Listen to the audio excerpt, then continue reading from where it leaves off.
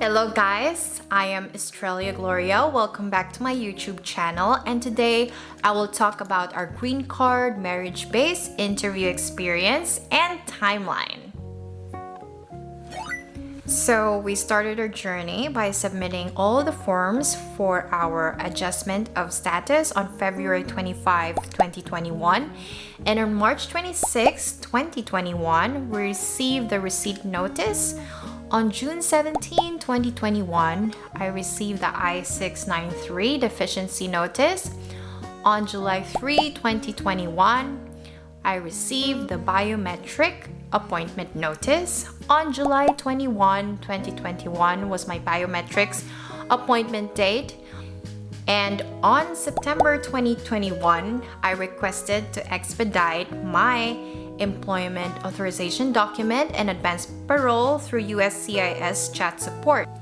On October 7, 2021, I received my employment authorization document and advance parole. It was a combination card.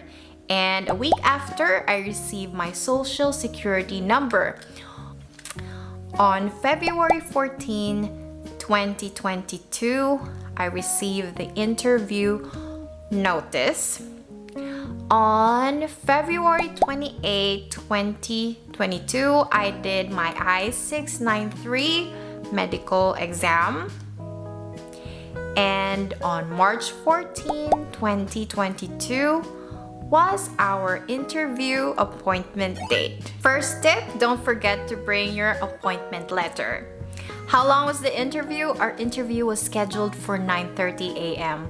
We were already at the USCIS parking lot around 8:50 a.m.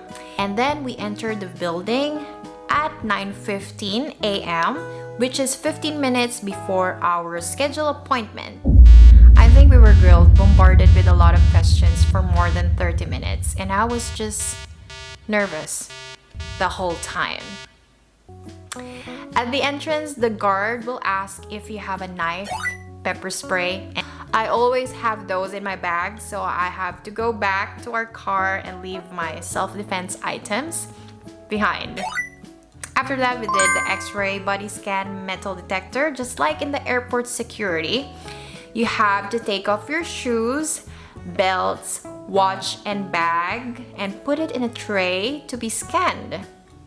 And of course, don't wear strappy shoes. It's so inconvenient to take it off and put it on again after the X-ray machine. And this is based on my personal experience. After that, there is a check-in counter. They will scan your interview appointment letter and will give you a number for your biometrics to be taken. At the biometrics window, I did a little photo shoot. Headshot picture, and she scanned my right and left index finger. The lady who took my biometrics gave us a new number for the interview. And we waited again for a number to be called. It was not a long wait. The officer guided us to the interview room, and we made our oath to tell the truth while still standing and was asked to swear with our right hand. There is an antivirus glass barrier, a plexiglass, in between the officer and me and my husband. The officer asked regarding the I-130 questions first, and he started the interview by asking for our original documents, which is the following: medical exam, I-693 in a sealed envelope, our passports, our marriage license, our birth certificates, my husband and my son, and of course, the driver's license, the original driver's license. Make sure you bring valid government IDs with you.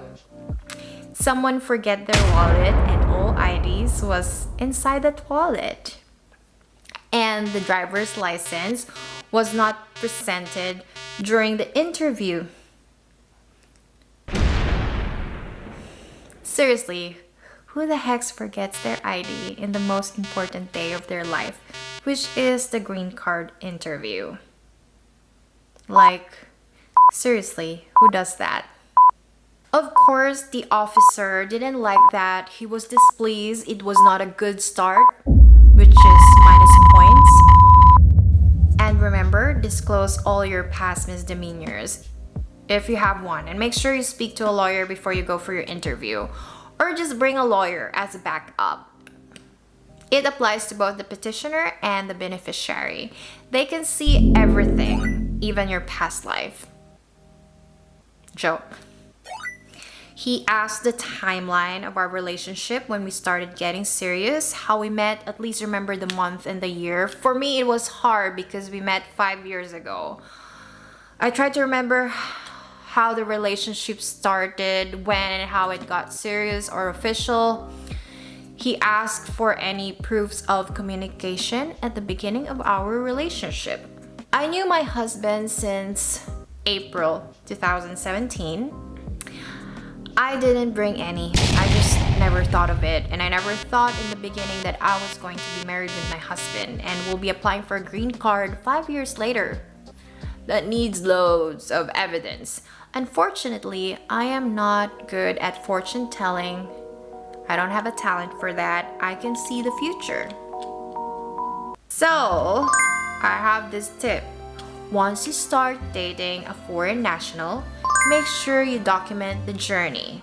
Save all the gift receipts, the love letters, gazillions of pictures, call records, and text messages of your relationship, just in case you guys get married and apply for residency. You never know, you might need it one day. I thought photo evidence would be enough. And then he asked when we got married. He asked both of us our full legal names. He asked both of us, like, what is your husband's name and what is your wife's name? What was my previous address before my current address? And he asked our residential address. He asked the both of us and how many people live in our household. He asked when did I start residing in our home address. And he asked our birth dates. He asked both of us. He asked when did my son enter the United States. He asked when did I last enter the United States. He asked for the custody papers of my son. He asked my husband the name of my son and his birthday. He asked the name of our parents. He asked the both of us. He asked if I am working. He asked how many times I was married. He asked when did I first got married, my first wedding to my ex-husband. He asked my ex-husband's legal name.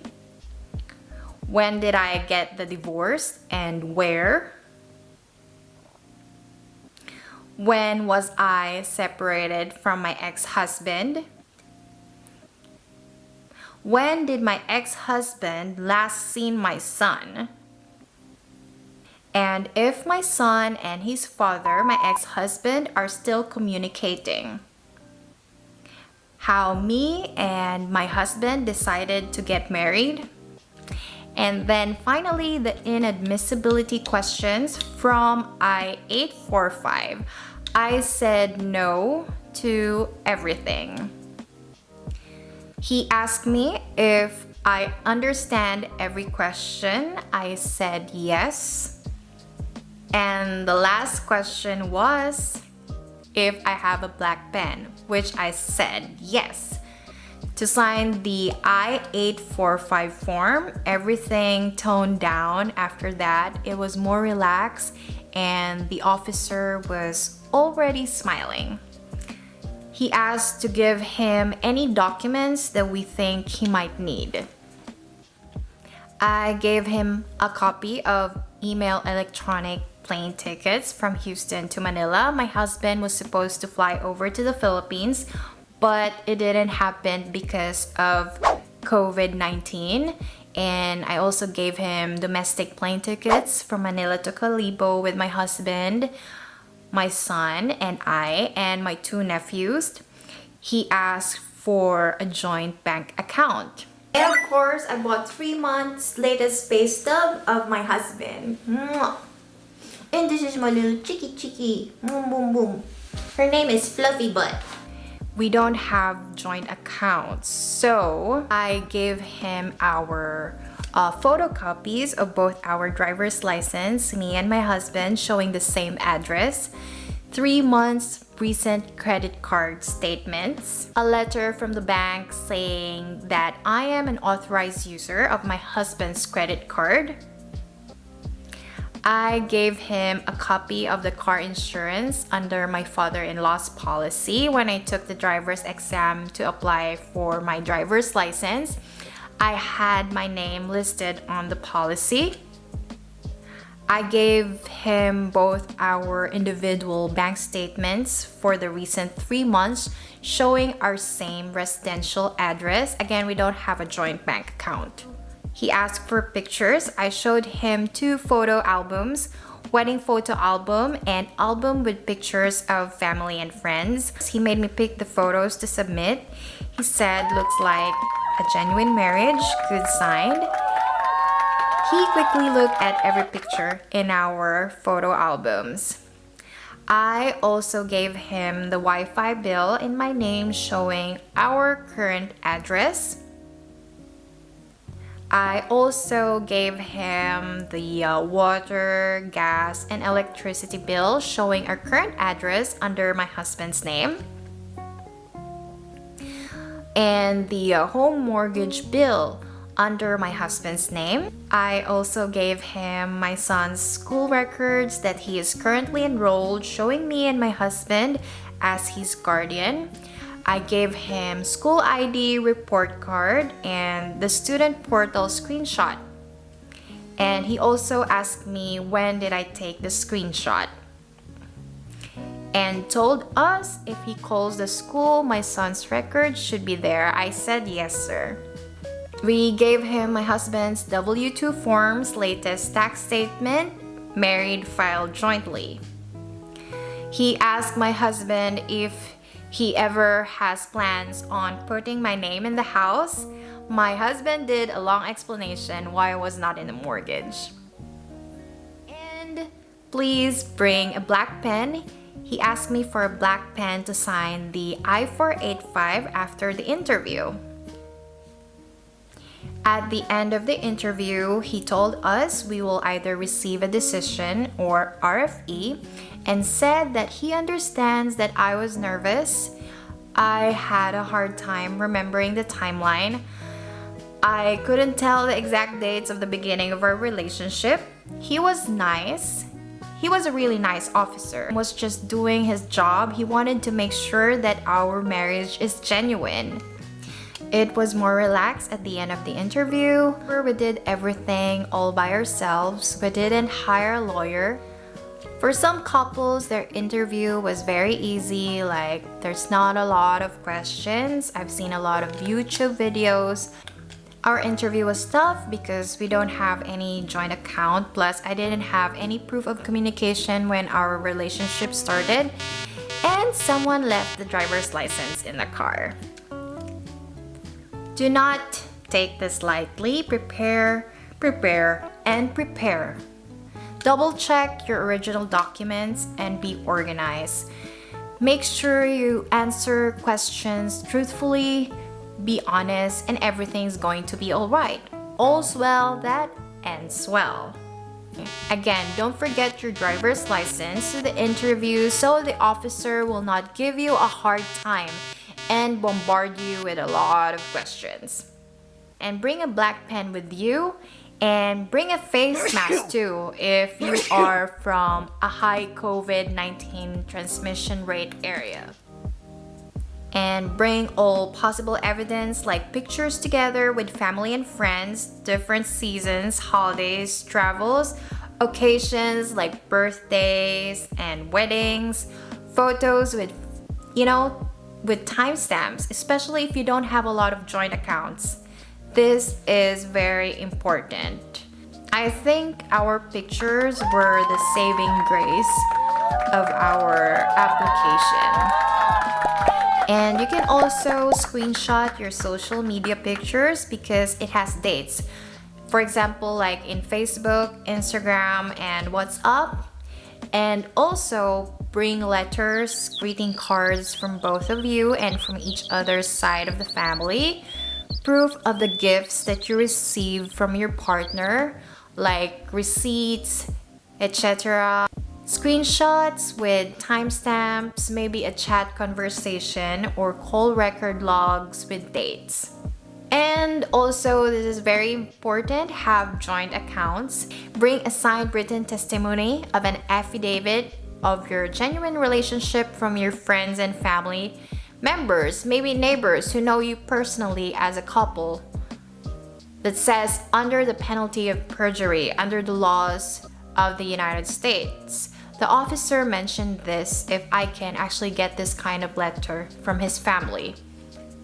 And all cases are different. We all have different life scenarios, circumstances, different stories. Just answer and explain to the best of your ability. The USCIS officer understands that not all relationships are perfect. If you are like me and my husband, we don't really have a lot of joint accounts. Make sure that when you go to the interview, when you show up for the interview, just make sure that you have written testimony, affidavits from your family, friends, even your neighbors. Your own neighbors can help you because they just live next door. Like, they can testify that you see each other every day from this time to this time, or you've been neighbors since 2 years or 1 year ago on this current address. And regarding our outfit was business casual. I was wearing a knee-length dress and a blazer and the strappy shoes. No, don't wear strappy shoes. I swear it's gonna give you a hard time. And my husband was wearing a polo shirt and formal pants. We are still waiting for the result of this interview. We hadn't received any updates yet from USCIS. We are all hoping for the best. The officer didn't tell us how long we are going to wait. He said it's either RFE, request for more evidence, or a decision. Thank you so much, guys, for watching. Please click the bell button and subscribe if you wish to find out the result of our green card interview. That would be the part 2 of this video. We are hoping we won't be waiting that long for the good news. I really do hope it's favorable. Disclaimer, I am not a lawyer. This video is not a legal advice. And again, don't forget to like and subscribe for future updates regarding our green card journey. And remember, be safe and best of luck. See ya!